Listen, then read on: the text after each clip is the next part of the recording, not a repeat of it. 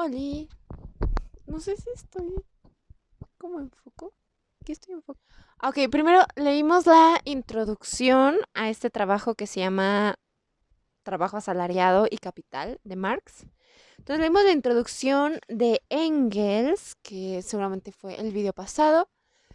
Y ahora vamos a entrar en lo mero, mero choncho, que es lo de Marx. Es bastantito, entonces, pues no voy a hacer la introducción todo un choro, sino que vamos a entrar. Vamos a leer este pedo, porque me urge para mi tesis también. Ok. Trabajo asalariado y capital. De diversas partes se nos ha reprochado el que no hayamos expuesto las relaciones económicas que forman la base material de la lucha de clases y de las luchas nacionales de nuestros días. Solo hemos examinado intencionadamente estas relaciones, ahí donde se imponían directamente en las colisiones políticas. Tratábase principalmente de seguir la lucha de clases en la historia cotidiana, de demostrar empíricamente, perdón, este, y demostrar empíricamente con los materiales históricos existentes y con los que iban apareciendo todos los días, que con el sojuzgamiento de la clase obrera, protagonista de febrero y marzo, fueron vencidos al propio tiempo sus adversarios. En Francia, los republicanos burgueses y en todo el continente europeo, las clases burguesas y campesinas en lucha contra el absolutismo feudal, que el triunfo de la República honesta en Francia fue al mismo tiempo la derrota de las naciones que habían respondido a la Revolución de Febrero con heroicas guerras de independencia. Y finalmente, que con la derrota de los obreros revolucionarios, Europa ha vuelto a caer bajo su antigua doble esclavitud, la esclavitud anglo-rusa. La batalla de junio en París, la caída de Viena, la tragicomedia del noviembre berlinés de 1848, los esfuerzos desesperados de Polonia, Italia y Hungría, el sometimiento de Irlanda por el hambre. Tales fueron los acontecimientos principales en que se resumió la lucha europea de clases entre la burguesía y la clase obrera, a través de los cuales hemos demostrado que todo levantamiento revolucionario, por muy alejada que parezca estar su meta de la lucha de clases, tiene necesariamente que fracasar mientras no triunfe la clase obrera revolucionaria, que toda reforma social no será más que una utopía mientras la revolución proletaria y la contrarrevolución feudal no midan sus armas en una guerra mundial.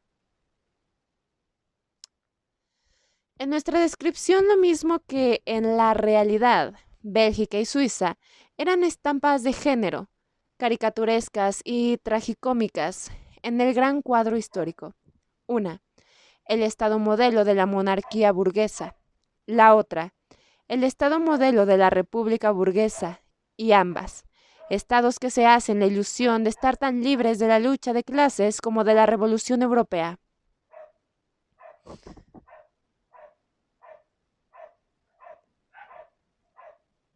¡Cállense!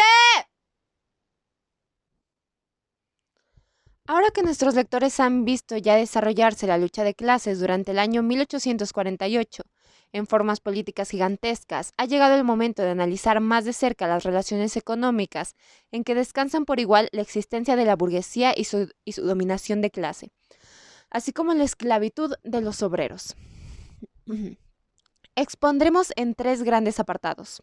El primero, la relación entre el trabajo asalariado y el capital, la esclavitud del obrero, la dominación del capitalista.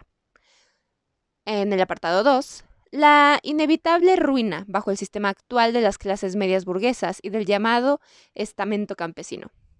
Y el apartado 3, el sojuzgamiento y la explotación comercial de las clases burguesas de las distintas naciones europeas por Inglaterra, el déspota del mercado mundial. Nos esforzaremos por conseguir que nuestra exposición sea lo más sencilla y popular posible, sin dar por supuestas ni las nociones más elementales de la economía política. Queremos que los obreros nos entiendan.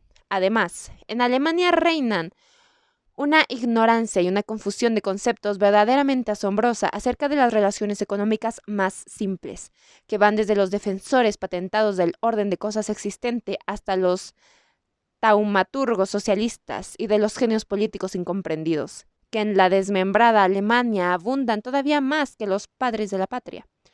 Pasemos pues al primer problema. ¿No les encanta cómo escribe este güey?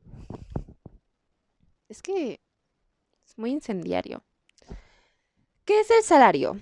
¿Y cómo se determina? ¡Ojo aquí! Ok, esto desde 1848, pero actualmente sigue súper vigente. Así se sigue determinando el salario y es así como siguen siendo explotados ustedes y yo. Si preguntamos a los obreros qué salario perciben, uno nos contestará: mi burgués me paga 1 marco por la jornada de trabajo. El otro: yo recibo 2 marcos, etc. Según las distintas ramas del trabajo a que pertenezcan, nos indicarán las distintas cantidades de dinero que los burgueses respectivos les pagan por la ejecución de una tarea determinada, por tejer una vara de lienzo o por componer un pliego de imprenta. Pero, pese a la diferencia de datos, todos coinciden en el punto: el salario es la cantidad de dinero que el capitalista paga por un determinado tiempo de trabajo o por la ejecución de una tarea determinada. Está todo bien, ¿no? Por tanto, diríase que el capitalista les compra con dinero el trabajo de los obreros. Estos le venden por dinero su trabajo. Pero esto no es más que la apariencia. Lo que en realidad venden los obreros al capitalista por dinero es su fuerza de trabajo. El capitalista compra esta fuerza de trabajo por un día, una semana, un mes, etc. Y una vez comprada, la consume, haciendo que los obreros trabajen durante el tiempo estipulado. Con el mismo dinero con que les compra su fuerza de trabajo, por ejemplo, con los 2 marcos, el capitalista podría comprar 2 libras de azúcar o una determinada cantidad de otra mercancía cualquiera. Los 2 marcos con los que compra 2 libras de azúcar son el precio de las 2 libras de azúcar. Los 2 marcos con los que compra 12 horas de uso de la fuerza de trabajo son el precio de un trabajo de 12 horas. La fuerza de trabajo es, pues, una mercancía, ni más ni menos que el azúcar. Aquella se mide con el reloj, esta con la balanza. Los obreros cambian su mercancía, es decir, la fuerza de trabajo, por la mercancía del capitalista, por el dinero, y este cambio se realiza guardándose una determinada proporción. Tanto dinero por tantas horas de uso de la fuerza de trabajo. Por tejer durante 12 horas, 2 marcos. Y estos 2 marcos no representan todas las demás mercancías que pueden adquirirse por la misma cantidad de dinero. En realidad, el obrero ha cambiado su mercancía, la fuerza de trabajo, por otras mercancías de todo género, y siempre en una determinada proporción. Al entregar 2 marcos, el capitalista le entrega, a cambio de su jornada de trabajo, la cantidad correspondiente de carne, de ropa, de leña, de luz, etc.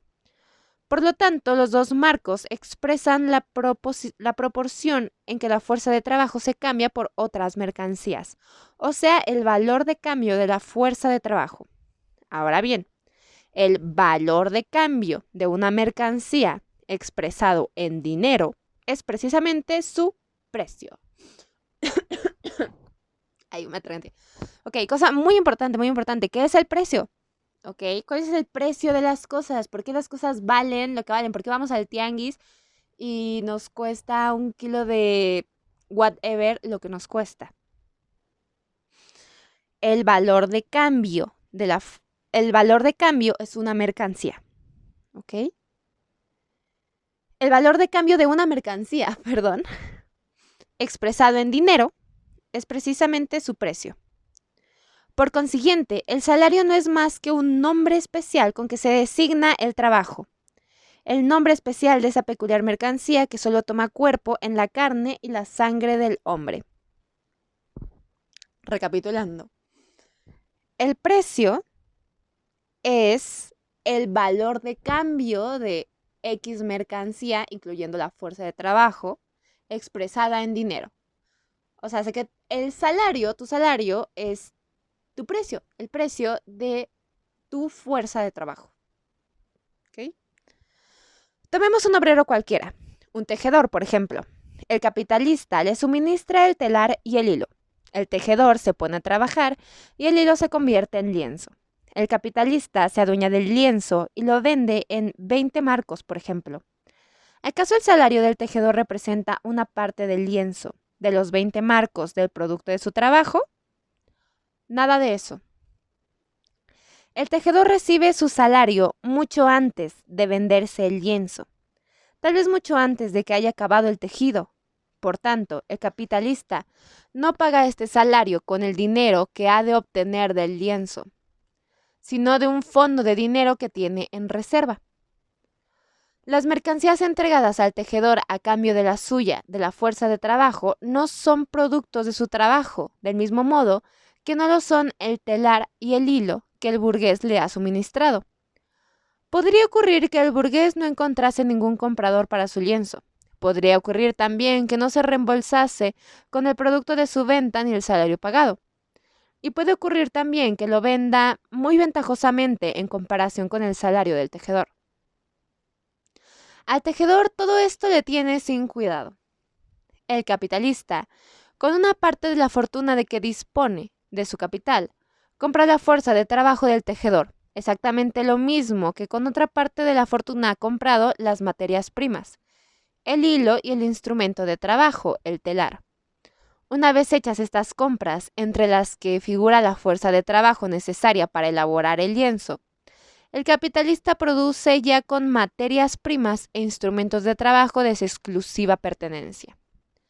Entre los instrumentos de trabajo va incluido también, naturalmente, nuestro buen tejedor, que participa en el producto o en el precio del producto de la misma medida que el telar, es decir, absolutamente en nada.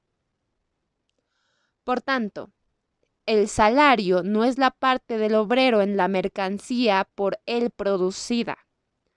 El salario es la parte de la mercancía ya existente con la que el capitalista compra una determinada cantidad de fuerza de trabajo productiva.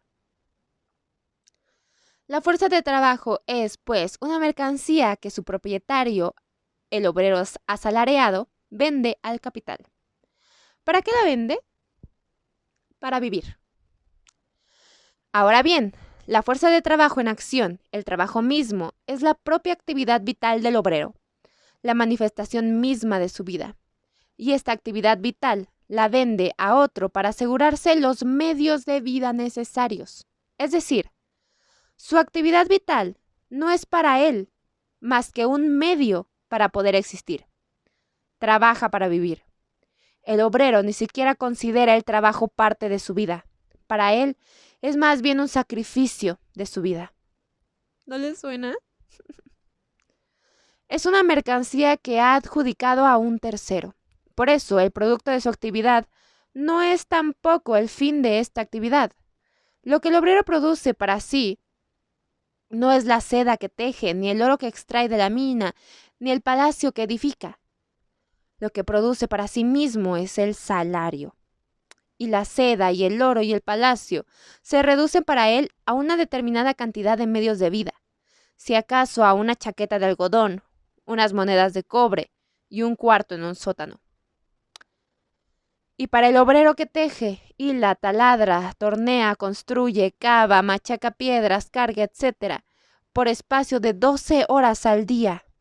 Son estas 12 horas de tejer, hilar, taladrar, tornear, construir, cavar y machacar piedras la manifestación de su vida. ¿Su vida misma? Al contrario. Para él, la vida comienza ahí donde terminan estas actividades. En la mesa de su casa, en el banco de la taberna o en la cama. Las 12 horas de trabajo no tienen para él sentido alguno en cuanto a tejer, hilar, taladrar, etc., sino solamente como medio para ganar el dinero que le permite sentarse a la mesa o en el banco de la taberna y meterse en la cama.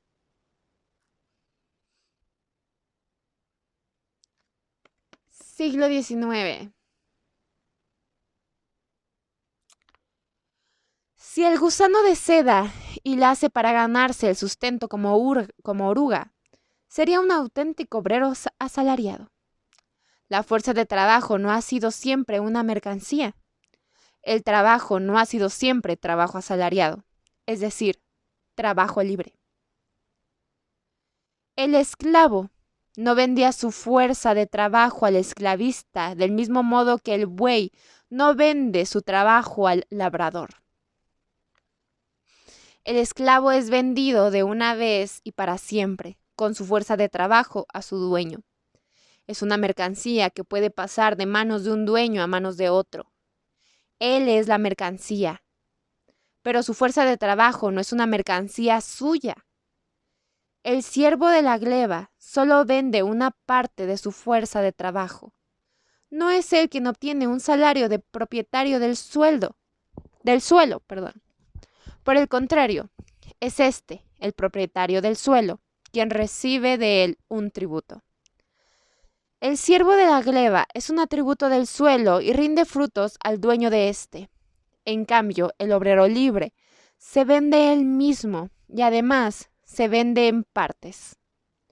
Subasta 8, 10, 12, 15 horas de su vida, día tras día, entregándolas al mejor postor o al menos peor. El obrero no pertenece a ningún propietario ni está adscrito al suelo. Pero las 8, 10, 12, 15 horas de su vida cotidiana pertenecen a quien las compra. El obrero, en cuanto quiera, puede dejar al capitalista a quien se le ha alquilado, y el capitalista le despide cuando se le antoja, cuando ya no le saca provecho alguno o no le saca el provecho que había calculado. Pero el obrero, cuya única fuente de ingresos es la venta de su fuerza de trabajo, no puede desprenderse de toda la clase de los compradores, es decir, de la clase de los capitalistas, sin renunciar a su propia existencia. No pertenece a tal o cual capitalista, sino a la clase capitalista en conjunto. Y es incumbencia suya encontrar un patrono, es decir, encontrar dentro de esta clase capitalista un comprador. Antes de pasar a examinar más de cerca la relación entre el capital y el trabajo asalariado, expondremos brevemente los factores más generales que intervienen en la determinación del salario. El salario es, como hemos visto, el precio de una determinada mercancía por la fuerza de trabajo. Por tanto, el salario se halla determinado por las mismas leyes que determinan el precio de cualquier otra mercancía. Ahora bien, nos preguntamos, ¿cómo se determina el precio de una mercancía? ¿Qué es lo que determina el precio de una mercancía? Es la competencia entre los compradores y vendedores, la relación entre la demanda y la oferta, entre la competencia y la oferta. La competencia que determina el precio de una mercancía tiene 3 aspectos. La misma mercancía es ofrecida por diversos vendedores. Quien venda mercancías de igual calidad a precio más barato puede estar seguro de que eliminará del campo de batalla a los demás vendedores y se asegurará mayor venta. Por tanto, los vendedores se disputan mutuamente la venta, el mercado. Todos quieren vender lo más que puedan y, si es posible, vender ellos solos, eliminando a los demás. Por eso nos venden más barato que otros. Tenemos, pues, una competencia entre vendedores que abarata el precio de las mercancías puestas a la venta.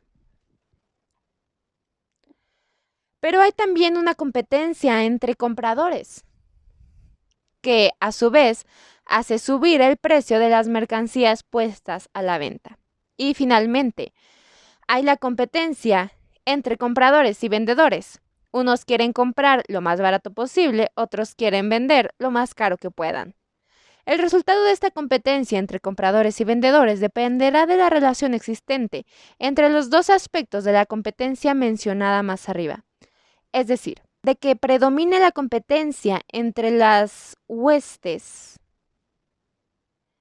de los compradores o entre las huestes de los vendedores. ¿Ustedes saben qué es huestes? Porque yo no. Huestes, huestes, huestes, huestes, huestes. Ejército en campaña. La hueste avanza hacia las calientes llanuras del sur. Conjunto de los seguidores o partidarios de una persona o de una causa. Ok. Ajá. ¿Me entendieron? ¿Sí entendieron? Ejército en campaña. Conjunto de los seguidores o partidarios de una persona o de una causa. Muy bien. Entonces, ¿cómo? Entre compradores y vendedores, bla, bla, bla. Es decir, de que predomine la competencia entre las huestes de los compradores o entre las huestes de los vendedores. La industria lanza al campo de batalla a dos ejércitos contendientes, entre las filas de cada uno de los cuales se libra además una batalla intestina. El ejército, uno de los cuales se libra además una batalla. El ejército cuyas tropas se pegan menos entre sí es el que triunfa sobre el otro. Supongamos que en el mercado hay 100 balas de algodón y que existen compradores para 1000 balas. ¿Ok? En este caso, la demanda, como vemos, 10 veces mayor que la oferta. La competencia entre los compradores será, por lo tanto, muy grande. Todos querrán conseguir una bala, y si es posible, las 100. Este ejemplo no es ninguna suposición arbitraria. En la historia del comercio hemos asistido a periodos de mala cosecha algodonera, en que unos cuantos capitalistas coligados pugnaban por comprar ya no 100 balas, sino todas las reservas de algodón de la tierra. En el caso que citamos, cada comprador procurará, por tanto, desalojar al otro, ofreciendo un precio relativamente mayor por cada bala de algodón. Los vendedores que ven a las fuerzas del ejército enemigo empeñadas en una rabiosa lucha intestina y que tienen segura la venta de todas sus 100 balas, se guardarán muy mucho de irse a las manos para hacer bajar los precios del algodón. En un momento en que sus enemigos se desviven por hacerlos subir. Se hace, pues, a escape la paz entre las huestes de los vendedores. Estos se enfrentan como un solo hombre con los compradores. Se cruzan olímpicamente de brazos. Y sus exigencias no tendrían límite si no lo tuvieran. Y muy concreto, hasta las ofertas de los compradores más insistentes. Por tanto, cuando la oferta de una mercancía es inferior a su demanda, la competencia entre los vendedores queda anulada o muy debilitada. Y en la medida en que se atenúa esta competencia, crece la competencia entablada entre los compradores. Resultado, alza más o menos considerable de los precios de las mercancías. Con mayor frecuencia se da, como es sabido, el caso inverso. Y con inversos resultados. Exceso considerable de la oferta sobre la demanda. Competencia desesperada entre los vendedores. Falta de compradores. Lanzamiento de las mercancías al mal barato. ¿Pero qué significa esto de alza y baja de los precios? ¿Qué quiere decir precios altos y precios bajos? Un gramo de arena es alto si se le mira al microscopio y comparada con una montaña, una torre resulta baja.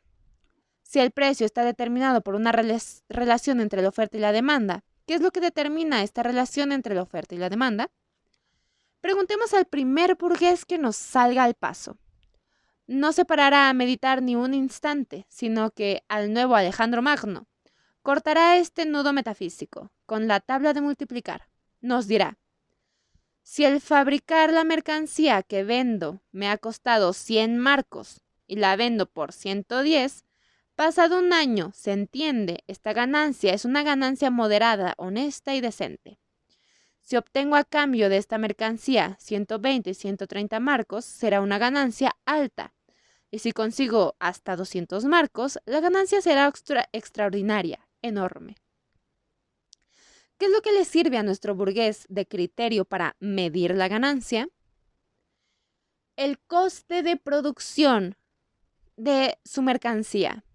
si a cambio de esta mercancía obtiene una cantidad de otras mercancías cuya producción ha costado menos, pierde. Si a cambio de su mercancía obtiene una cantidad de otras mercancías cuya producción ha costado más, gana. Y calcula la baja o el alza de su ganancia por los grados que el valor de cambio de su mercancía acusa por debajo o por encima de cero, por debajo o por encima del coste de producción.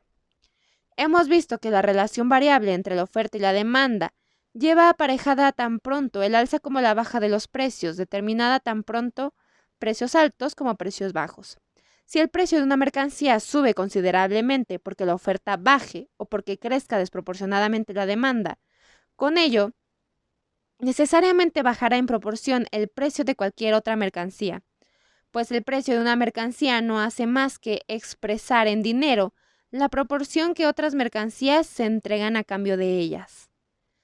Si, por ejemplo, el precio de una vara de seda sube de 5 marcos a 6, bajará el precio de la plata en relación con la seda, y asimismo disminuirá en proporción con ella el precio de todas las demás mercancías que sigan costando igual que antes. Para obtener la misma cantidad de seda, ahora habrá que dar a cambio una cantidad mayor de aquellas otras mercancías. ¿Qué ocurrirá al subir el precio de una mercancía? Una masa de capitales afluirá a la rama industrial floreciente, y esta afluencia de capitales al campo de la industria favorecida durará hasta que arroje las ganancias normales, o más exactamente, hasta que el precio de sus productos descienda, empujado por la superproducción por debajo del coste de producción.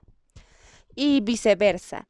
Si el precio de una mercancía desciende por debajo de su coste de producción, los capitales se retraerán de la producción de esta mercancía, exceptuando el caso en que una rama industrial no corresponda ya a la época y, por tanto, tenga que desaparecer. Esta huida de los capitales irá reduciendo la producción de aquella mercancía, es decir, su oferta, hasta que corresponda a la demanda y, por tanto, hasta que su precio vuelva a levantarse al nivel de su coste de producción, o mejor dicho, hasta que la oferta sea inferior a la demanda, es decir, hasta que su precio rebase nuevamente su coste de producción, pues el precio corriente de una mercancía es siempre inferior o superior a su coste de producción.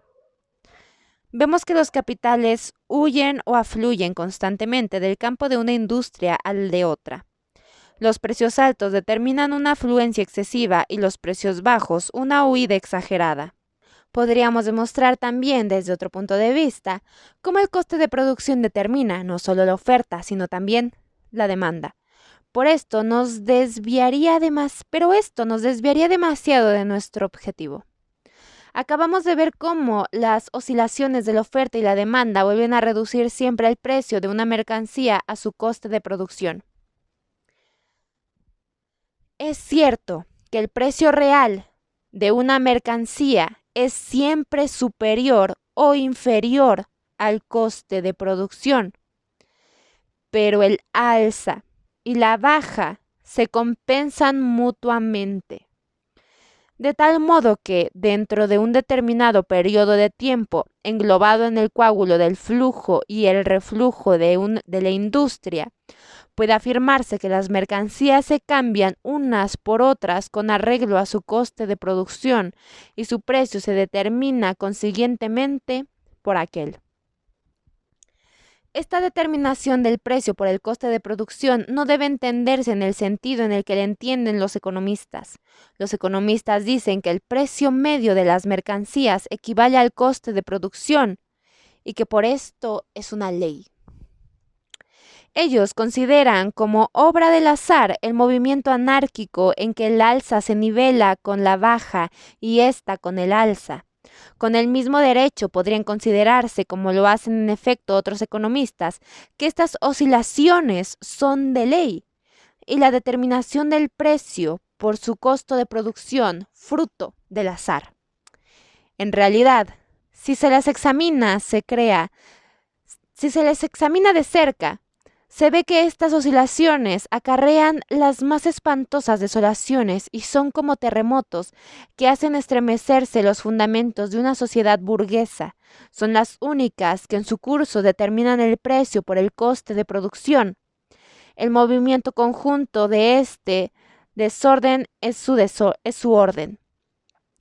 En el transcurso de esta anarquía industrial, en el movimiento cíclico, la congruencia se encarga de compensar como si dijésemos una extravagancia con otra.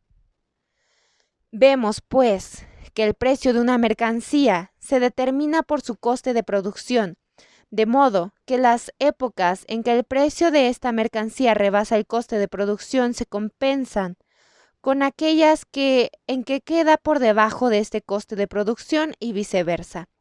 Claro está, claro está que esta norma no rige para un producto industrial concreto, sino solamente para la rama industrial entera. No rige tampoco, por tanto, para un solo industrial, sino únicamente para la clase entera de los industriales. La determinación del precio por el coste de producción equivale a la determinación del precio por el tiempo de trabajo necesario para la producción de una mercancía, pues el coste de producción está formado por 1. Por las mercancías primas y el desgaste de los instrumentos, es decir, por productos industriales cuya fabricación ha costado una determinada cantidad de jornadas de trabajo y que representan, por tanto, una determinada cantidad de tiempo de trabajo. Y 2, por el trabajo directo, cuya medida es también el tiempo. Las mismas leyes generales que regulan el precio de las mercancías en general regulan también, naturalmente, el salario, es decir, el precio del trabajo. La remuneración del trabajo subirá o bajará según la relación entre la demanda y la oferta. Según el cariz que presente la competencia entre los compradores de la fuerza de trabajo, es decir, los capitalistas, y los vendedores de la fuerza de trabajo, los obreros. A las oscilaciones de los precios de las mercancías en general les corresponden las oscilaciones del salario. Pero, dentro de estas oscilaciones, el precio del trabajo se hallará determinado por el coste de producción, por el tiempo de trabajo necesario para producir esta mercancía, que es la fuerza de trabajo. Ahora bien, ¿cuál es el coste de producción de la fuerza de trabajo? Es lo que cuesta sostener al obrero como tal obrero y educarlo para este oficio. Y yo que acabo de ingresar a una tercera carrera.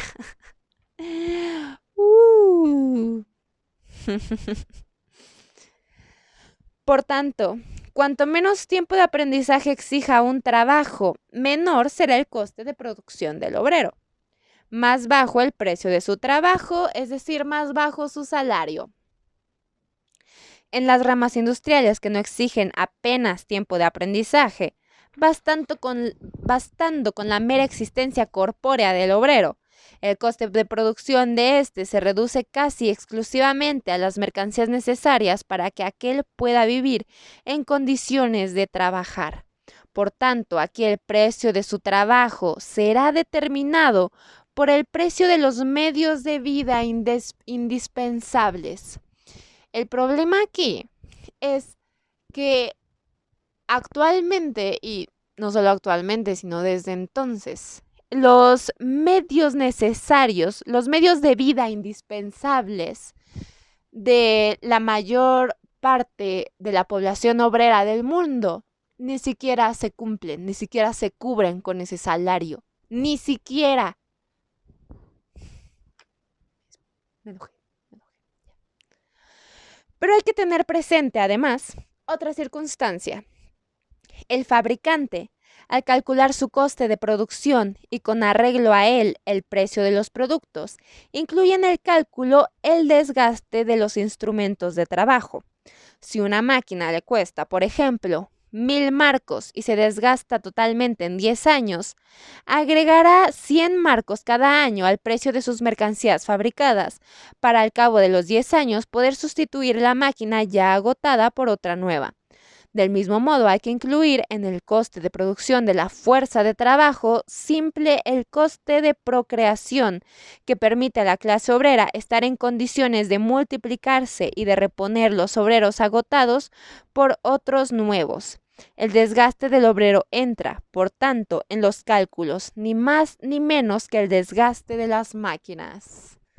Les recomiendo mucho ver mi video audiolibro sobre la lucha contra el cuerpo rebelde de Silvia Federici. La primera parte explica toda esta construcción filosófica en torno a ver el cuerpo humano como una máquina y lo indispensable y necesario que es que pensemos así para el capitalismo, ¿ok? Bueno, a verlo. Por tanto, el coste de producción de la fuerza de trabajo simple se cifra siempre en los gastos de existencia y reproducción del obrero. El precio de este coste de existencia y reproducción es el que forma el salario. Perdón, otra vez. El salario así determinado es lo que se llama el salario mínimo, al igual que la determinación del precio de las mercancías en general por el coste de producción. Este salario mínimo no rige para el individuo, sino para la especie. Hay obreros, millones de obreros, que no ganan lo necesario para poder vivir y procrear.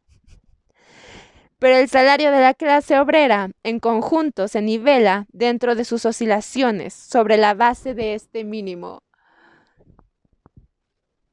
Me da mucha risa toda esta banda que se siente como súper evolucionada en la modernidad y todo eso. Es como, bro, o sea, no hemos avanzado nada en siglos, pero de verdad en siglos. De hecho, retrocedimos bastante. Ahora, después de haber puesto en claro las leyes generales que regulan el salario, al igual que el precio de cualquier otra mercancía, ya podemos entrar en un modo más concreto en nuestro tema. El capital está formado por materias primas,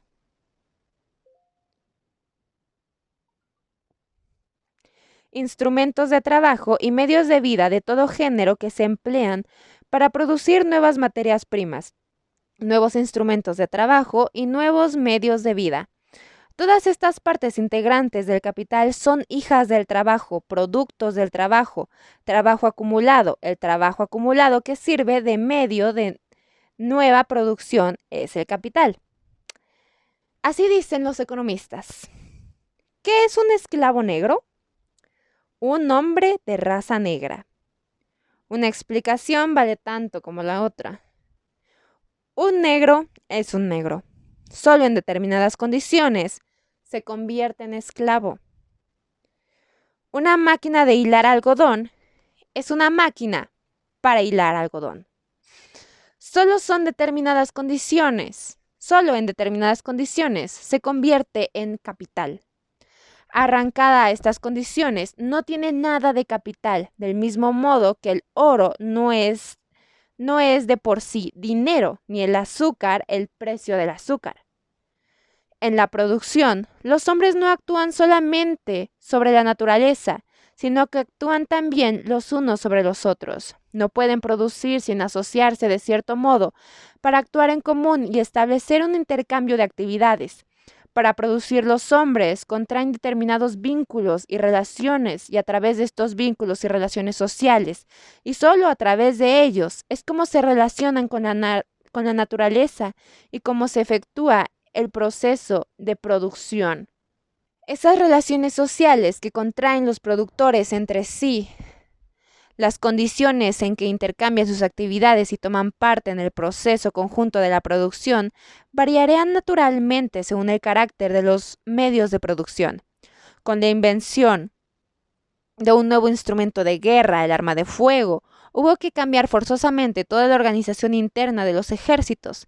Cambiaron las relaciones dentro de los cuales formaban los individuos un ejército y podían actuar como tal, y cambió también la relación entre los distintos ejércitos. Las relaciones sociales en las que los individuos producen. Las relaciones sociales de producción cambian, por tanto, se transforman al cambiar y desarrollarse los medios materiales de producción, las fuerzas productivas. Las relaciones de producción forman en conjunto lo que se llaman las relaciones sociales, la sociedad y concretamente una sociedad con un determinado grado de desarrollo histórico. Una sociedad de carácter peculiar y distinto, la sociedad antigua, la sociedad feudal y la sociedad burguesa, con otros tantos conjuntos de relaciones de producción, cada uno de los cuales representa a la vez un grado especial de desarrollo en la historia de la humanidad. También el capital es una relación social de producción, es una relación burguesa de producción, una relación de producción de la sociedad burguesa. Los medios de vida son instrumentos de trabajo. Las materias primas que componen el capital no han sido producidos y acumulados bajo condiciones sociales dadas en determinadas relaciones sociales. ¿No se emplean para un nuevo proceso de producción bajo condiciones sociales dadas en determinadas relaciones sociales? Y no es precisamente este carácter social determinado el que convierte en capital los productos destinados a la nueva producción. El capital no se compone solamente de medios de vida, instrumentos de trabajo y materias primas. No se compone solamente de productos materiales. Se compone igualmente de valores de cambio. Todos los productos que lo integran son mercancías. El capital no es, pues, solamente una suma de productos materiales, es una suma de mercancías, de valores de cambio y de magnitudes sociales. El capital sigue siendo el mismo, aunque si sustituyamos la lana por algodón, el trigo por arroz, los ferrocarriles por vapores, a condición de que el algodón, el arroz y los vapores, el cuerpo del capital, tengan el mismo valor de cambio, el mismo precio que la lana, el trigo y los ferrocarriles en que antes se encarnaba. El cuerpo del capital es susceptible de cambiar constantemente, sin que por eso sufra el capital la menor alteración. Pero, si todo capital es una suma de mercancías, es decir, de valores de cambio, no toda suma de mercancías de valores de cambio es capital. Toda suma de valores de cambio es un valor de cambio. Todo valor de cambio concreto es una suma de valores de cambio. Por ejemplo, una casa que vale 1000 marcos es un valor de cambio de 1000 marcos. Una hoja de papel que valga un pfennig es una suma de valores de 100 entre 100 de pfennig. Los productos susceptibles de ser cambiados por otros productos son mercancías. La proporción concreta en que pueden cambiarse sustituye el valor de cambio, o si se expresa en dinero, su precio. La cantidad de estos productos no altera para nada su destino de mercancías. De ser un valor de cambio o de tener un determinado precio, sea grande o pequeño, un árbol es siempre un árbol. Por el hecho de cambiar hierro por otros productos en medias onzas o en quintales, ¿cambiará su carácter de mercancía, de valor de cambio? Lo único que hace el volumen es dar una mercancía mayor o de menor valor, un precio más alto o más bajo. Ahora bien, ¿cómo se convierte en capital una suma de mercancías de valores de cambio? Por el hecho de que en cuanto fuerza social independiente, es decir, en cuanto fuerza de poder de una parte de la sociedad, se conserva y aumenta por medio del intercambio con la fuerza de trabajo inmediata, viva. La existencia de una clase que no posee nada más que su capacidad de trabajo es una premisa necesaria para que exista el capital. Solo el dominio del trabajo acumulado, pretérito, materializado sobre el trabajo inmediato, vivo, convierte el trabajo acumulado en capital. El capital no consiste en que el trabajo acumulado sirva al trabajo vivo como medio para nueva producción. Consiste en que el trabajo vivo sirva al trabajo acumulado como medio para conservar y aumentar su valor de cambio. ¿Qué acontece en el intercambio entre el capitalista y el obrero asalariado? El obrero obtiene a cambio de su fuerza de trabajo medios de vida, pero a cambio de estos medios de vida de su propiedad, el capitalista adquiere trabajo, la actividad productiva del obrero. La fuerza creadora con la cual el obrero no solo repone lo que consume, sino que da al trabajo acumulado un mayor valor del que antes poseía. El obrero recibe del capitalista una parte de los medios de vida existentes. ¿Para qué le sirven estos medios de vida? Para su consumo inmediato. Pero, al consumir los medios de vida de que dispongo, los pierdo irreparablemente, a no ser que emplee el tiempo durante el cual me mantienen estos medios de vida en producir otros, en crear con mi trabajo, mientras los consumo en vez de los valores destruidos al consumirlos, otros nuevos. Pero esta noble fuerza reproductiva del trabajo es precisamente la que el obrero cede al capital a cambio de los medios de vida que éste le entrega. Al cederla, se queda, pues, sin ella. Pongamos un ejemplo. Un granjero abona a su jornalero 5 silvergroschen, 5 pesos. 5 pesos por día. Por los 5 pesos, el jornalero trabaja la tierra del granjero durante un día entero, asegurándole con su trabajo un ingreso de 10 pesos. El granjero no solo recobra los valores que cede al jornalero, sino que los duplica. Por tanto, invierte, consume de un modo fecundo, productivo, los 5 pesos que paga al jornalero. Por estos 5 pesos compra precisamente el trabajo y la fuerza del jornalero, que crean productos del campo por el doble del valor y convierten los 5 pesos en 10 pesos. En cambio, el jornalero obtiene, en vez de su fuerza productiva cuyos frutos ha cedido al granjero, 5 pesos, que cambia por medios de vida, los cuales ha consumido de dos modos. Reproductivamente, para el capital, puesto que éste los cambia por una fuerza de trabajo que produce 10 pesos, e improductivamente para el obrero, pues los cambia por medios de vida que desaparecen para siempre y cuyo valor solo puede recobrar repitiendo el cambio anterior con el granjero. Por consiguiente, el capital presupone el trabajo asalariado y el capital. Ambos se condicionan y se engendran recíprocamente. ¿El obrero no es una fábrica algodonera? ¿Produce solamente tejidos de algodón? No, produce capital. Produce valores que sirven de nuevo para mandar sobre su trabajo y crear por medio de nuevos valores. Es aquí donde yo estoy muy en contra de Diego, ¿cómo se llama este güey? Diego Russo, no sé qué. Bueno, este tipo de intelectuales marxistas que nos reducen precisamente a hablar de que somos eso, de que somos fuerza de trabajo, de que somos esclavos, que somos capital y que no valemos más de ello. Sí, efectivamente, para el capital no valemos nada y al mismo tiempo lo somos todo. Hay que tener mucho eso en cuenta cuando hagamos también trabajo espiritual y trabajo intelectual, claro. El capital solo puede aumentar cambiándose por fuerza de trabajo, engendrando el trabajo asalariado.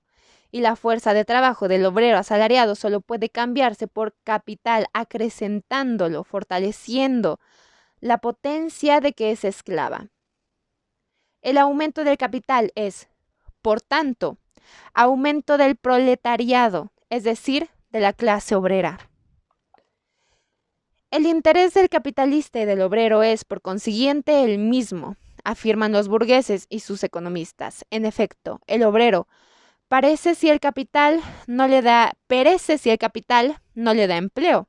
El capital perece si no explota la fuerza de trabajo, y para explotarla tiene que comprarla. Cuanto más velozmente crece el capital destinado a la producción, el capital productivo y por consiguiente, cuanto más prospera es la industria, cuanto más se enriquece la burguesía, cuanto mejor marchan los negocios, más obreros necesita el capitalista y más caro se vende el obrero. Por consiguiente, la condición imprescindible para que la situación del obrero sea tolerable es que crezca con la mayor rapidez posible el capital productivo. Creo que esta regla se comienza a incumplir desde mediados del siglo pasado debido a el sistema de especulación financiera. Pero, bueno, estamos hablando de 1848.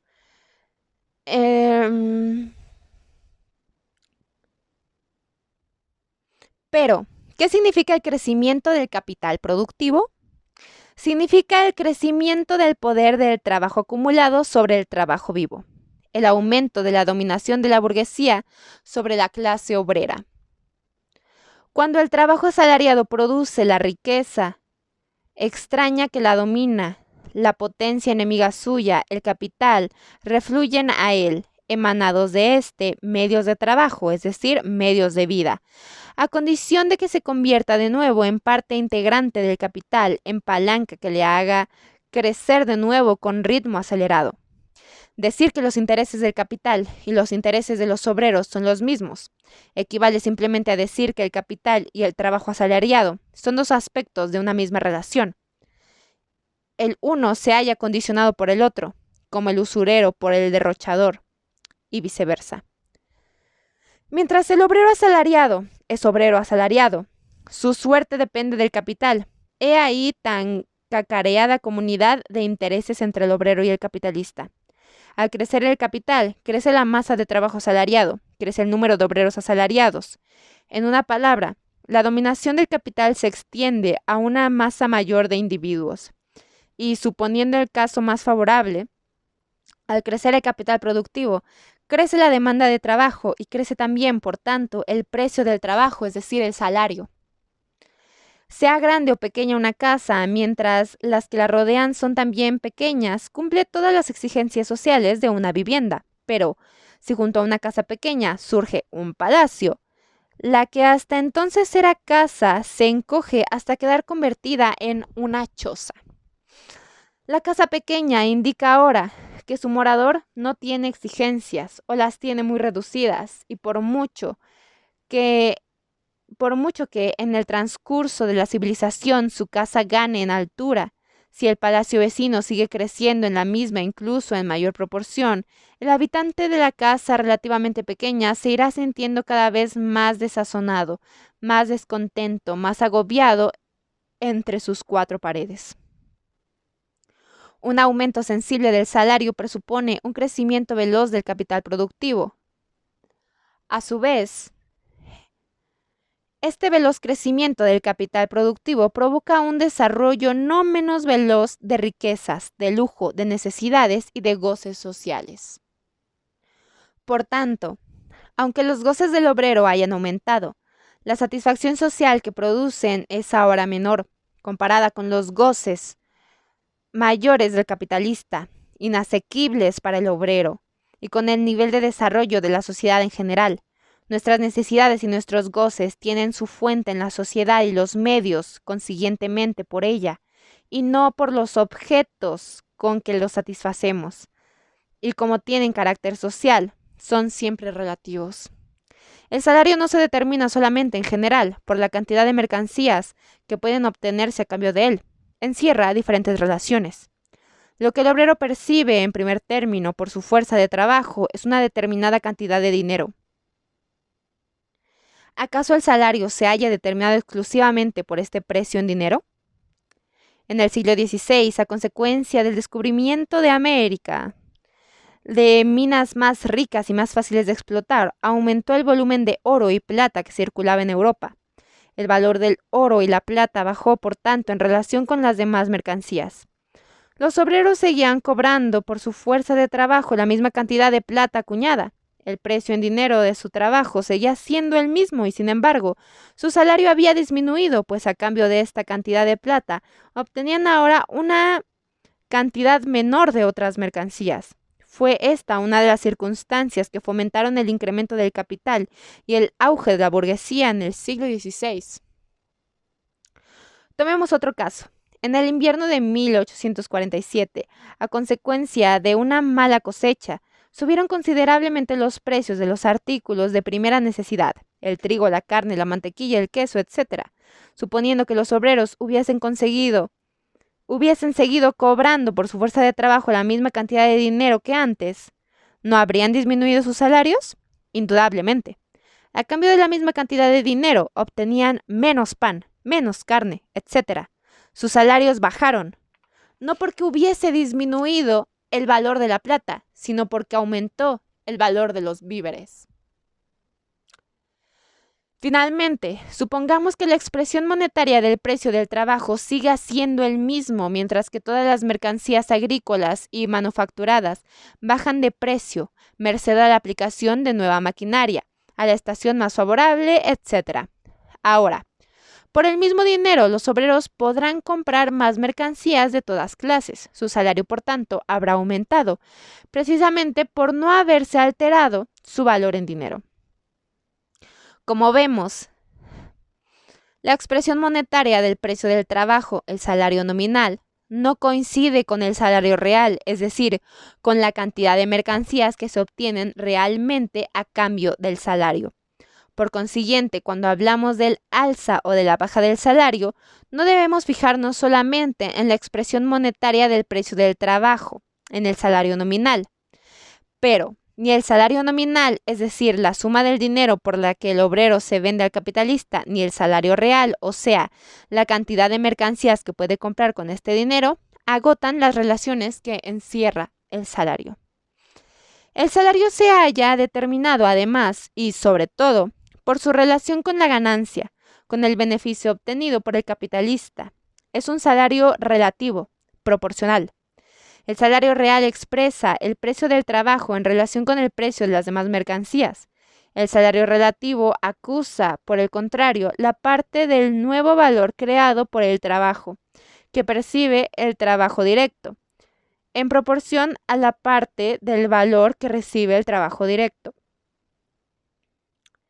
Decíamos más arriba, el salario no es la parte del obrero en la mercancía por él producida. El salario es la parte de la mercancía ya existente con la que el capitalista compra una determinada cantidad de la fuerza de trabajo productiva. Pero el capitalista tiene que reponer nuevamente este salario, incluyéndolo en el precio por el que vende el producto creado por el obrero, y tiene que reponerlo de tal modo que, después de cubrir el coste de producción desembolsado, le quede además, por regla general, un remanente, una ganancia. El precio de venta de la mercancía producida por el obrero se divide para el capitalista en tres partes.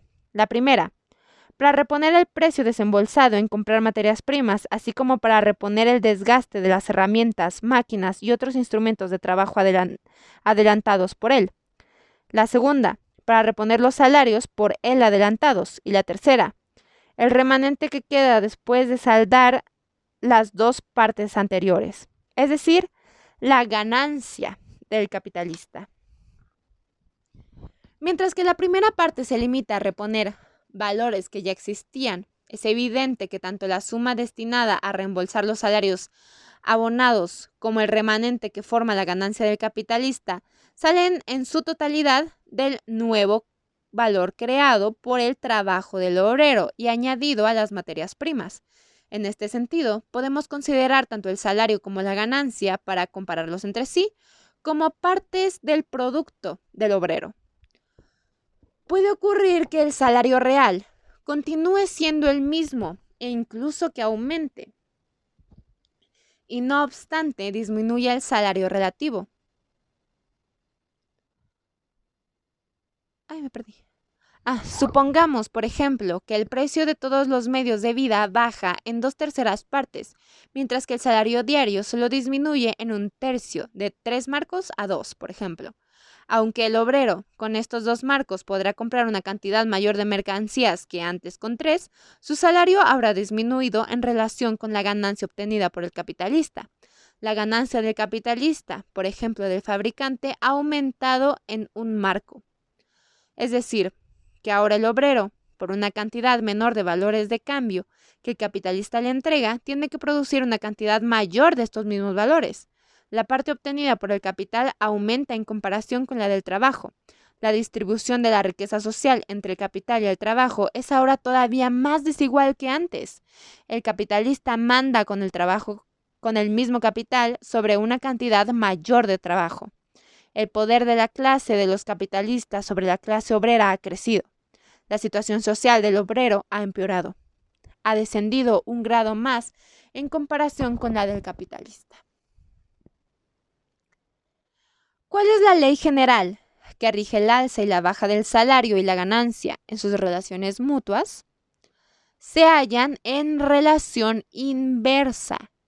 La parte de que se apropia del capital, la ganancia, aumenta en la misma proporción en que disminuye la parte que le toca al trabajo, el salario, y viceversa. La ganancia aumenta en la medida en que disminuye el salario y disminuye en la medida en que éste aumenta. Creo que descrito así como lo está haciendo es un poco más complicado de entenderlo. A lo mejor y luego, no me acuerdo cómo se llama este texto, pero también lo explica con gráficas y ya está hablando sobre la tasa de ganancia media, sobre la tasa de ganancia de acumulación y la tasa de ganancia de explotación. Entonces, sí, o sea, para que el capitalista gane más y para que el capitalismo funcione mejor, es decir, para que se salga de la crisis, los obreros tienen que ganar menos. Así funciona el capitalismo. Cuando se sale de la crisis no es porque el obrero le vaya mejor. Eso nunca va a pasar. ¿Se objetará acaso que el capital puede obtener ganancia cambiando ventajosamente sus productos con otros capitalistas? Cuando aumenta la demanda de su mercancía, sea mediante la apertura de nuevos mercados, sea al aumentar momentáneamente las necesidades de los mercados antiguos, etc.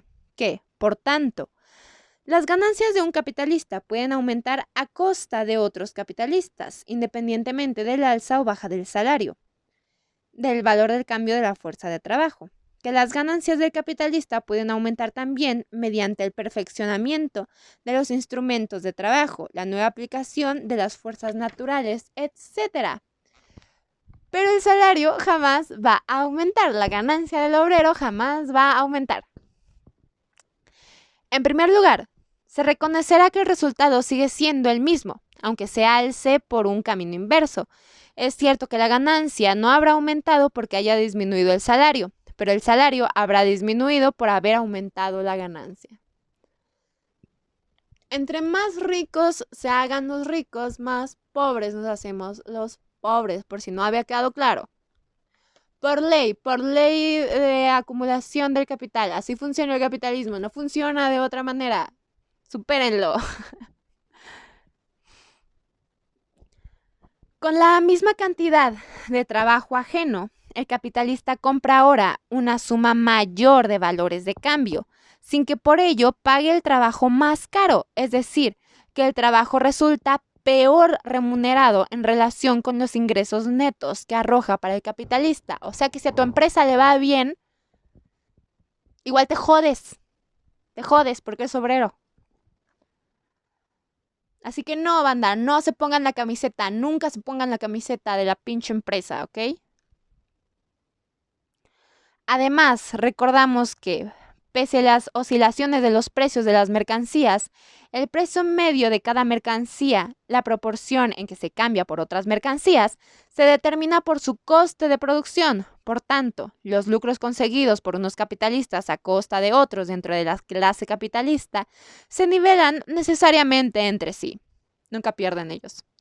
El perfeccionamiento de la maquinaria, la nueva aplicación de las fuerzas naturales al servicio de la producción, permiten crear, en un tiempo de trabajo dado y con la misma cantidad de trabajo y capital, una masa mayor de productos, pero no, ni mucho menos, una masa mayor de valores de cambio.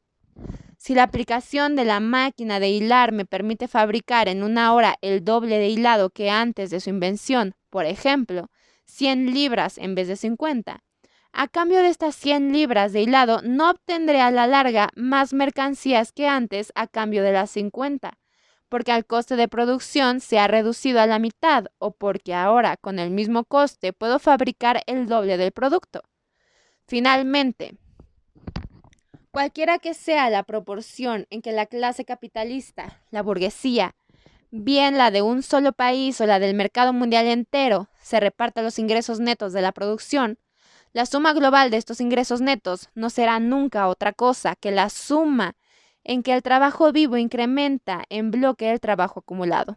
Por tanto, esta suma global crece en la proporción en que el trabajo incrementa el capital, es decir, en la proporción en que crece la ganancia en comparación con el salario.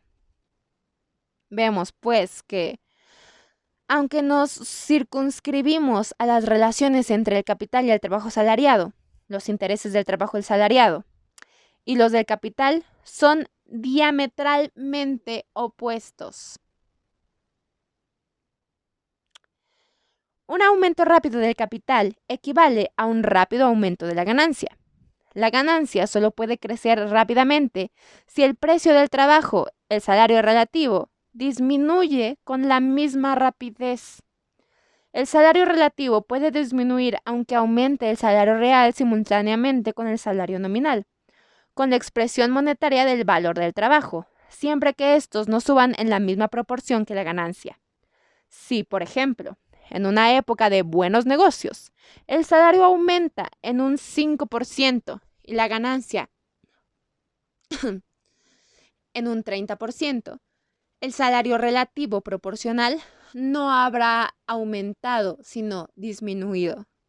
Por lo tanto, si con el rápido incremento del capital aumentan los ingresos del obrero, al mismo tiempo se ahonda el abismo social que separa al obrero del capitalista y crece a la par el poder del capital sobre el trabajo, la dependencia de éste con respecto al capital. Decir que el obrero está interesado en el rápido incremento del capital solo significa que cuanto más aprisa incremente el obrero la riqueza ajena, más sabrosas migajas le caerán para él. Más obreros pueden encontrar empleo y ser echados al mundo. Más puede crecer la masa de los esclavos sujetos al capital. Aquí presentes tú y yo. Hemos visto, pues, que incluso la situación más favorable para la clase obrera, el incremento más rápido posible del capital, por mucho que mejore la vida material del obrero, no suprime el antagonismo entre sus intereses y los intereses del burgués, los intereses del capitalista. Ganancia y salario seguirán hallándose exactamente lo mismo que antes, es decir, en razón inversa.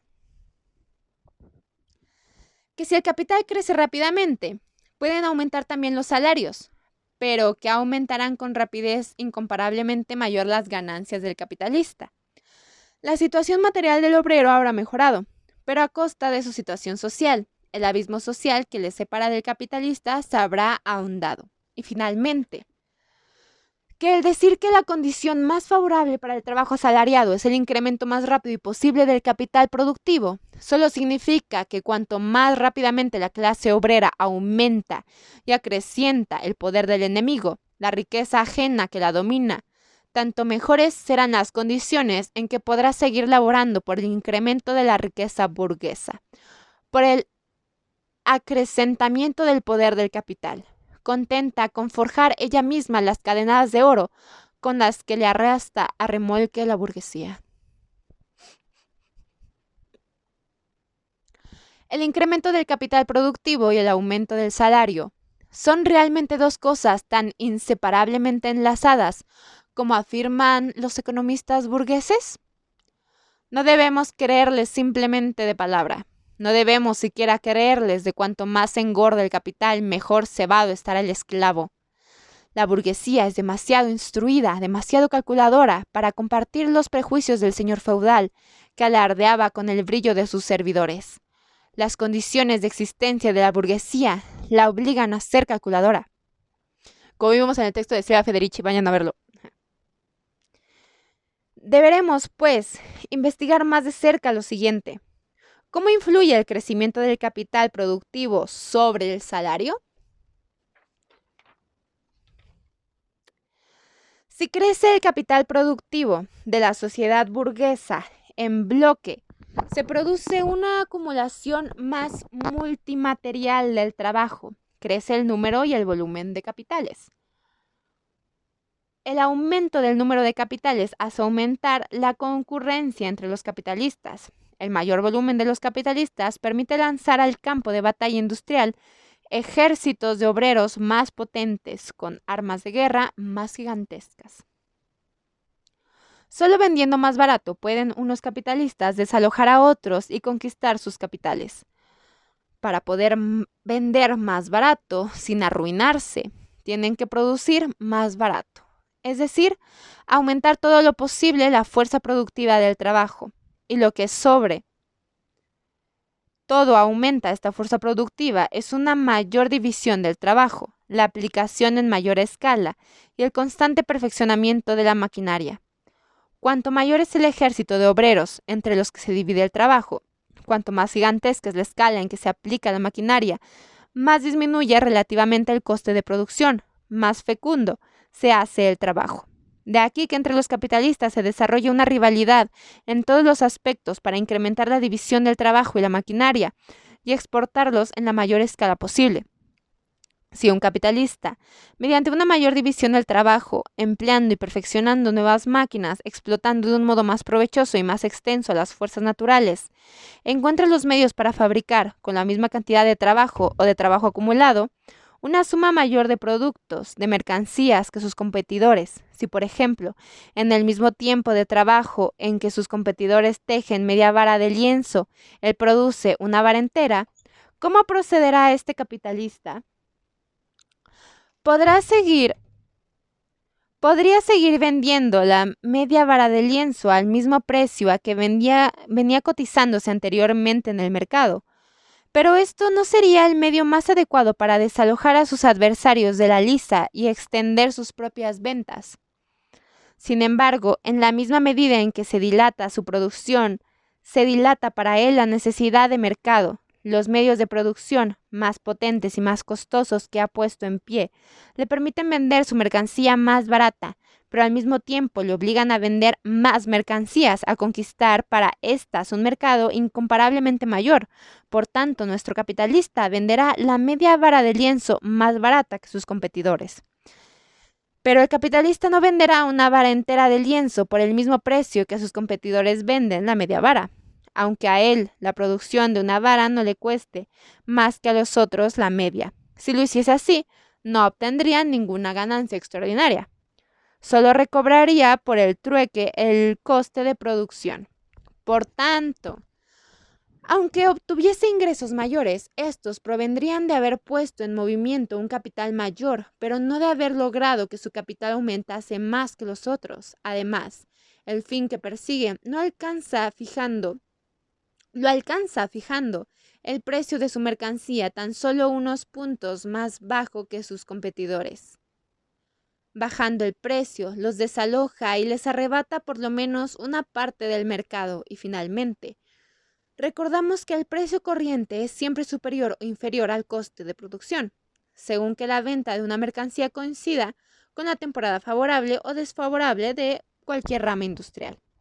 Los puntos que el capitalista, que aplica nuevos y más fecundos medios de producción, puede añadir a su coste real de producción al fijar el precio de su mercancía, dependerán de que el precio de una vara de lienzo en el mercado sea superior o inferior a su anterior coste habitual de producción. Pero el privilegio de nuestro capitalista no es la larga duración.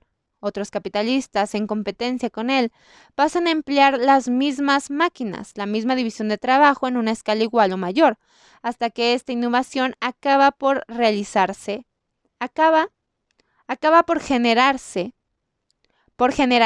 tanto, que el precio del lienzo queda por debajo, ya no del antiguo, sino incluso de su nuevo coste de producción. Los capitalistas vuelven a encontrarse, pues, unos frente a los otros, en la misma situación en que se encontraban antes de emplear los nuevos medios de producción.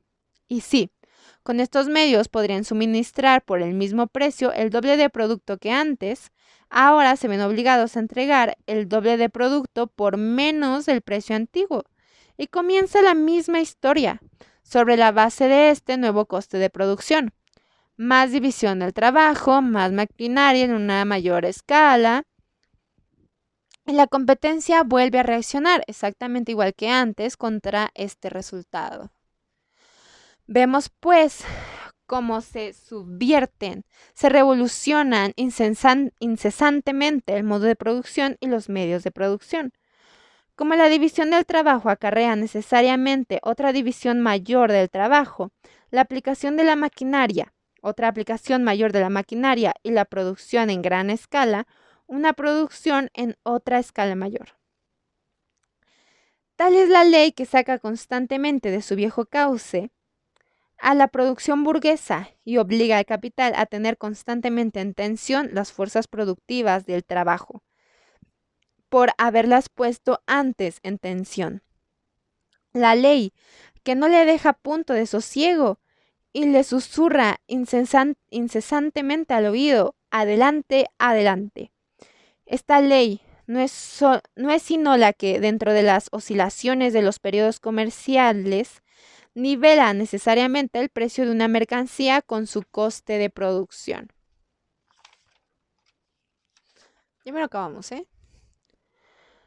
Por potentes que sean los medios de producción que un capitalista arroja a la lisa, la concurrencia se encargará de generalizar el empleo de estos medios de producción y a partir del momento en que se hayan generalizado, el único fruto de la mayor fecundidad de su capital es que ahora tendrá que dar por el mismo precio 10, 20, 100 veces más producto que antes, pero como para compensar con la cantidad mayor del producto vendido el precio más bajo de venta, tendrá que vender acaso 1000 veces más, porque ahora necesita una venta en masa, no solo para ganar más, sino para reponer el coste de producción, ya que los propios instrumentos de producción van siendo, como hemos visto, cada vez más caros. Y como esta venta en masa no es una cuestión vital solamente para él, sino también para sus rivales, la vieja contienda se desencadena con tanta mayor violencia cuanto más fecundos son los medios de producción ya inventados. Por tanto, la división del trabajo y la aplicación de la maquinaria seguirán desarrollándose de nuevo en una escala incomparablemente mayor. No sé si topan como el absurdo de todo esto. O sea, es que así funciona, pero es absurdo, es ridículo esta idea de la acumulación infinita.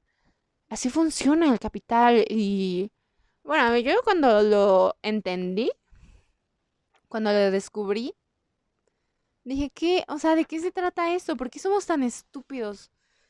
Me cuesta mucho trabajo entender a esta banda, pues a la burguesía transnacional en general, ¿no? Que, o sea, no pueden perder, no pueden, no sé qué necesitan, o sea, ¿qué ocupan, güey? O sea, yo no entiendo qué se compran con tanto varo. O sea, ¿para qué? Yo no sé, no entiendo. Pero bueno, debe ser mi diminuto cerebro de obrero. Ah, sí. Cualquiera que sea la potencia de los medios de producción empleados, la competencia procura arrebatar al capital los frutos de oro de esta potencia, reduciendo el precio de las mercancías al coste de producción y, por tanto, convirtiendo en una ley imperativa el que en la medida en que pueda producirse más barato, es decir, en que pueda producirse más con la misma cantidad de trabajo, haya que abaratar la producción, que suministrar cantidades cada vez mayores de productos por el mismo precio, por donde el capitalista, como fruto de sus propios desvelos, solo saldría ganando la obligación de rendir más en el mismo tiempo de trabajo. En una palabra, condiciones más difíciles para el aumento del valor de su capital. Por tanto, mientras que la concurrencia Le persigue constantemente con su ley del coste de producción y todas las armas que forja contra sus rivales se vuelven contra él mismo. El capitalista se esfuerza por volar constantemente la competencia empleando sin descanso en lugar de las antiguas nuevas máquinas que, aunque más costosas, producen más barato e implantando nuevas divisiones del trabajo en sustitución de las antiguas, sin esperar a que la competencia haga envejecer los nuevos medios. Representémonos esta agitación febril proyectada al mismo tiempo sobre todo el mercado mundial y nos formaremos una idea de cómo el incremento, la acumulación y concentración del capital trae consigo una división del trabajo, una aplicación de maquinaria nueva y un perfeccionamiento de la antigua, de una carrera atropellada e ininterrumpida, en escala cada vez más gigantesca. Ahora bien, ¿cómo influyen estos factores inseparables del incremento del capital productivo en la determinación del salario? Una mayor división del trabajo permite a un obrero realizar el trabajo de 5, 10 o 20. Aumenta, por tanto, la competencia entre los obreros en 5, 10 o 20 veces. Los obreros no solo compiten entre sí, vendiéndose unos más baratos que otros, sino que compiten también cuando uno solo realiza el trabajo de 5, 10 o 20, y la división del trabajo implantada constantemente reforzada por el capital obliga a los obreros a hacerse esta clase de competencia. Además, en la medida en que aumenta la división del trabajo, este se simplifica. La pericia especial del obrero no sirve ya de nada. Se le convierte en una fuerza productiva simple y monótona que no necesita poner en juego ningún recurso físico ni espiritual. Su trabajo es ya un trabajo asequible a cualquiera. Esto hace que afluyan de todas partes competidores y además, recordamos que cuanto más sencillo y más fácil de aprender es un trabajo, cuanto menor coste de producción supone el asimilárselo, más disminuye el salario, ya que éste se haya determinado como el precio de toda la mercancía por el coste de producción. Por tanto, a medida que el trabajo va haciéndose más desagradable, más repelente, aumenta la competencia y disminuye el salario. El obrero se esfuerza por sacar a flote el volumen de su salario trabajando más, ya sea trabajando más horas al día o produciendo más en cada hora o teniendo 3 trabajos. Saludos. Es decir, que acuciando por la necesidad, acentúa toda vez más los fatales efectos de la división del trabajo. El resultado es que cuanto más trabaja, menos jornal gana, por la sencilla razón de que en la misma medida hace la competencia a sus compañeros y convierte a estos, por consiguiente, en otros tantos competidores suyos, que se ofrecen al patrono en condiciones tan malas como él. Es decir, porque en última instancia se hace la competencia a sí mismo en cuanto miembro de la clase obrera. La maquinaria produce los mismos efectos en una escala mucho mayor, al sustituir los obreros diestros por obreros inexpertos, los hombres por mujeres, los adultos por niños, y porque, además, la maquinaria, donde quiera que se implanta por primera vez, lanza al arroyo a masas enteras de obreros manuales, y donde se la perfecciona, se la mejora y se la sustituye por máquinas más productivas. Va desalojando a los obreros en pequeños pelotones. Más arriba, hemos descrito a grandes rasgos la guerra industrial de unos capitalistas con otros. Esta guerra presenta la particularidad de que en ella las batallas no se ganan tanto enrolando a los ejércitos obreros como licenciándolos. Los generales, los capitalistas, rivalizan a quién licencia más soldados industriales. Los economistas nos dicen, ciertamente, que los obreros a quienes la maquinaria hace innecesarios encuentran nuevas ramas en que trabajar. Sí, cómo no. No se atreven a afirmar directamente que los mismos obreros desalojados encuentran empleo en nuevas ramas de trabajo, pues los hechos hablan demasiado alto en contra de esta mentira. Solo afirman en realidad que se abren nuevas posibilidades de trabajo para otros sectores de la clase obrera, por ejemplo, para aquella parte de la generación obrera juvenil que estaba ya preparada para ingresar a la rama industrial desaparecida. Es, naturalmente, un gran consuelo para los obreros eliminados. A los señores capitalistas no les falta carne y sangre fresca explotables, y dejarán que los muertos entierren a sus muertos. Pero esto servirá de consuelo más a los propios burgueses que a los obreros. Si la maquinaria destruyese íntegra la clase de los obreros asalariados, qué espantoso sería esto para el capital, que sin trabajo asalariado dejaría de ser capital. Esa fue una cosa que a mí me explotó bien duro cuando me enteré de ello. Fue como, pues si tenemos tanta pinche tecnología hoy, están llegando al espacio, ¿cómo, como que por qué no hay fábricas completamente industrializadas sin un solo obrero? Eso le daría en general al humano muchísimo más tiempo de ocio y para actividades recreativas e intelectuales. Pero no, porque el capital no busca ese tipo de progreso, el capital solamente busca la acumulación de más capital, aunque ese capital no exista. Y para eso requiere de obreros, obreros a las cuales explotar. Ay, es que me emputo. Bueno, ya. Pero supongamos que los obreros directamente desalojados del trabajo por la maquinaria y toda la parte de la nueva generación que aguarda la posibilidad de colocarse en la misma rama encuentren un nuevo empleo. ¿Se cree que por este nuevo trabajo se les habría de pagar tanto como por el que perdieron? Esto estaría en contradicción con todas las leyes de la economía capitalista. Ya hemos visto cómo la industria moderna lleva siempre consigo la sustitución del trabajo complejo y superior por otro más simple y de orden inferior.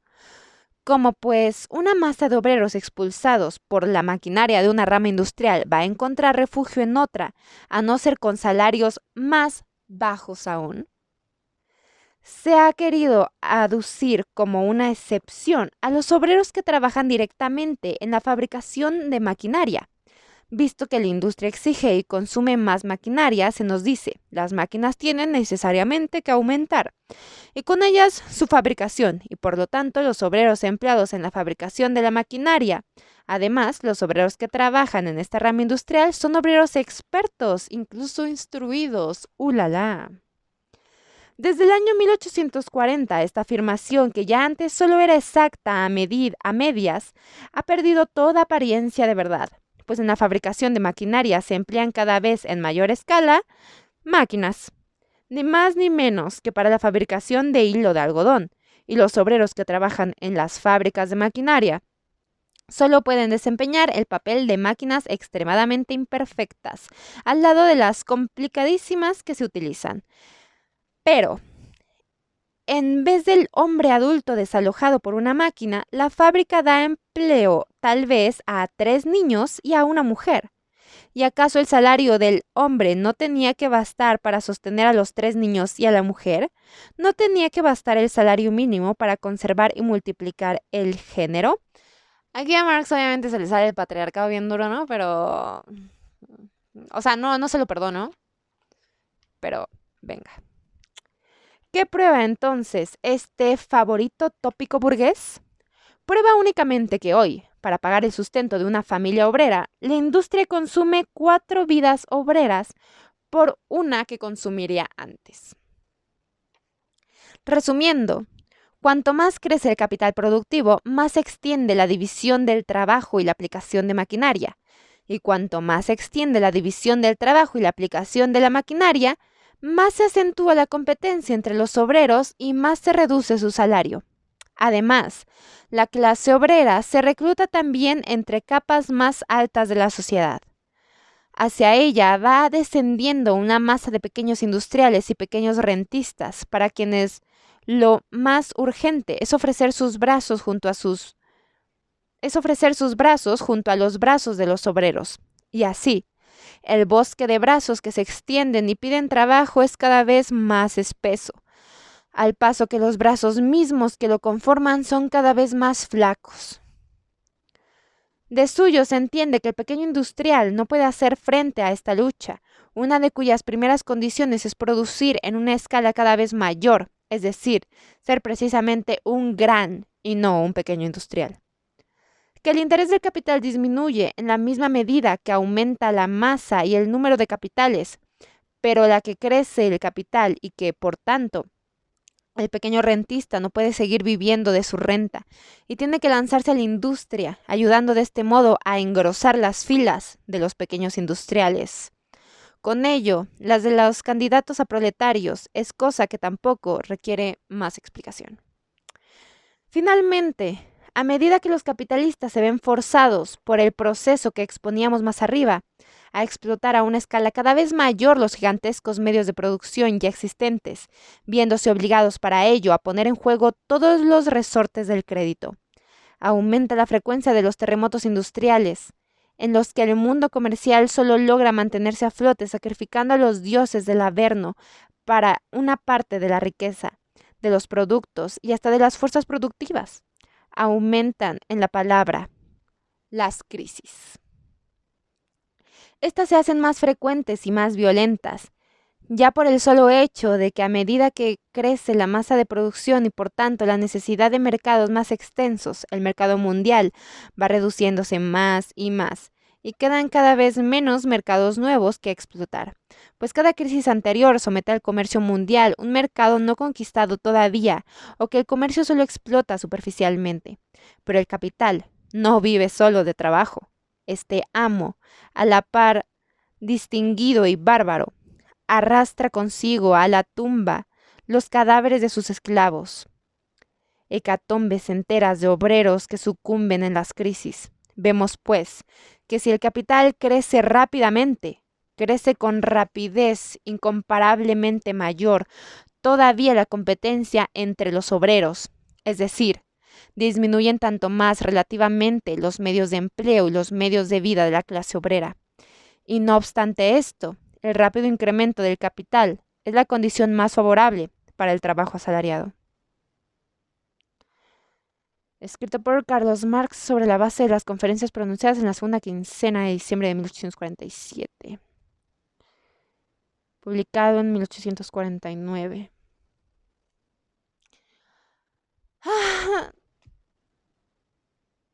Y desde mi canal les deseamos a todos una vida libre de trabajo asalariado.